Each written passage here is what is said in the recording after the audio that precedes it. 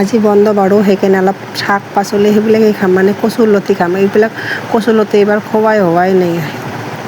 এইবিলাক মই বাচি কেলি ধুই পাখলি থৈ গোটেই গা পা ধুই গোহাৰি পূজাখিনি কৰি আছোঁ বাৰু। মই আমাৰ কোৱাটাৰা ঘৰৰ গোহাৰি পূজাখিনি চাওক বাৰু আপোনালোকে। কোৱাটাৰা ঘৰৰ গোহাৰি পূজাখিনি কি দেখাম, সেয়া আৰু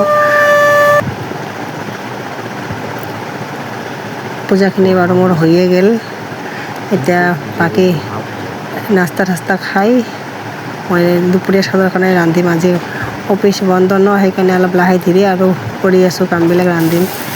এতিয়া মই যে কচুলতিখিনি শুকান মাছেদি বনাম আৰু এই যে মানে কি কোমোৰা কেইটুকুৰামান মাছেদি কোমোৰা জোল বনাম, আৰু এইফালে টেঙা শাকৰ জোল, মেষ্টা টেঙা।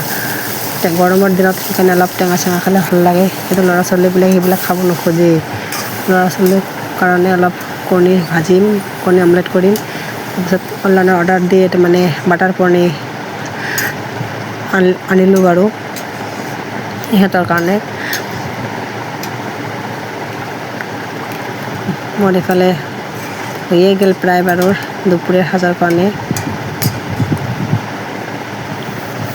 মোৰ ৰেডি হ'ল বাৰু দুপৰীয়া সাজৰ কাৰণে। সেনেকুৱা থালখন চাই আপোনালোকে কেনেকুৱা লাগিছে দুপৰীয়া সাজৰ কাৰণে। ভাল পালে ছাবস্ক্ৰাইব এটা কৰি দিব বাৰু। মই ফাৰ্ষ্ট টাইম মেংগ' কেক এটা বনাম বাৰু আজি। মেংগ' কেকখিনিত মই বাটাৰ অকণমান ৰিফাইন এনেকৈ দি পেষ্ট কৰি মেংগ'খিনি দিলোঁ। মেংগ' চেনি পেষ্ট কৰিছিলোঁ এনেকৈ ময়দাৰ লগত, এনেকৈ থৈ দিছিলোঁ ৰেষ্টত আধা ঘণ্টামান।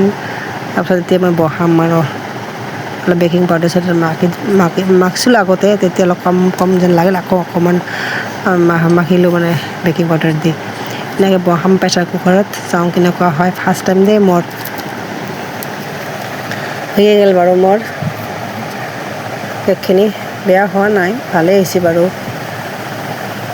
আপোনালোকে ভিডিঅ'বিলাক চাই ছাবস্ক্ৰাইব এটা কৰি দিব আৰু